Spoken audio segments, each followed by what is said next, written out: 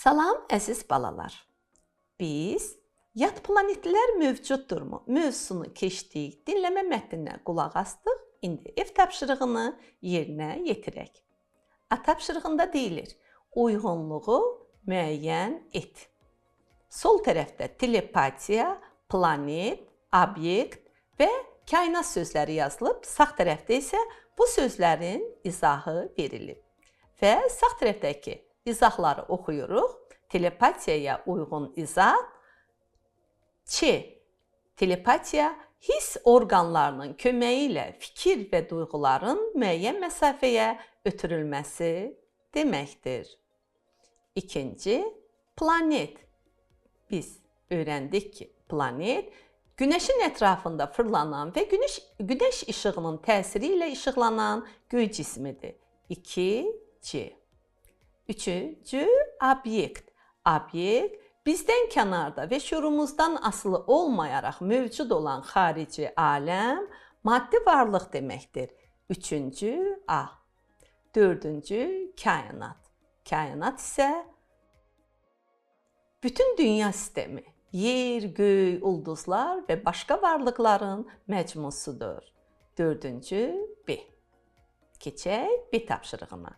B tapşırığında deyilir: dinlədiyin yad planetlilər mövcuddurmu mətnindən və bildiyin məlumatlardan çıxış edərək doğru fikirləri qeyd et.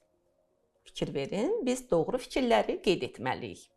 Hər bir ulduzun ətrafında da planetlər dövr edir. Bəli, bu doğru fikirdir.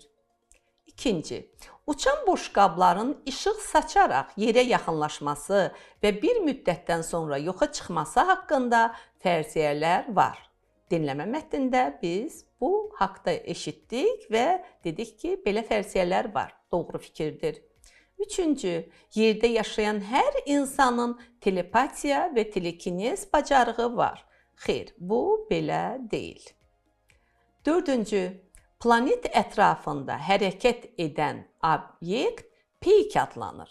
Bəli, bu doğru fikirdir. Beşinci, planet sisteminin işıq və istilik verən, közərmiş böyük şar şəklində olan mərkəzi göy cismi ulduzlardır. Bu fikir yanlışdır. Bu əslində ulduz deyil, bu günəşdir. Altıncı cümlə. Əgər yad planetlilər mövcuddursa, onlar işıq sürətinə malik olan texnikaya sahib olmalıdırlar ki, yer kürəsinə gəlib çıxa bilsinlər. Bu doğru fikirdir. Əziz balalar, növbəti tapşırığınız belədir. Dinlədiyin mətnə və təxəyyülünə əsasən yad planetli və uçan boşqab şəkli çək. Bu şəkilləri özünüz çəkəcəksiniz. Mən nümunə kimi 2 şəkil çəkib sizə təqdim edirəm. Əziz balalar, C tapşırığı müzakirə tiplidir və tapşırıqda deyilir: aşağıdakı problemə münasibət bildirməklə onların gəlişinə hazır olmalıyıq mövzusunda müzakirə keçirin və problem sizə təqdim olunub. Əgər yad planetlilər bizim planetə gəlib çıxa bilirlərsə, deməli texnoloji cəhətdən bizdən üstündürlər. İstəsələr planetimizi zəbt edib insanları əsir edə bilərlər.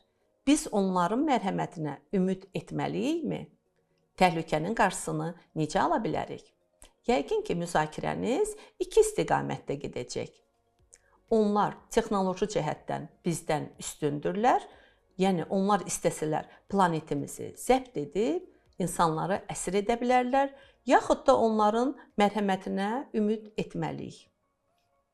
Müzakirə biri bu istiqamətdə, ikinci isə təhlükənin qarşısını necə ala bilərik? Yəqin ki, arqumentləriniz olacaq ki, elm, texnika daha yüksək səviyyədə inkişaf etməlidir. Başqa bir planet də kəşf olunmalıdır ki, orada insanlar yaşaya bilsinlər. Çünki yad planetlilər əgər istəsələr, yer planetinin sakinlərini əsir ala bilərlər. Həmin zaman yer planetinin sakinləri digər planetə köçmək üçün yerləri olsun. Müzakirəni özünüz davam etdirəcəksiniz. İnanıram ki, onların gəlişinə hazır olmalıyıq mövzusunda maraqlı müzakirə keçirəcəksiniz. Bu qədər uşaqlar. Sağ olun.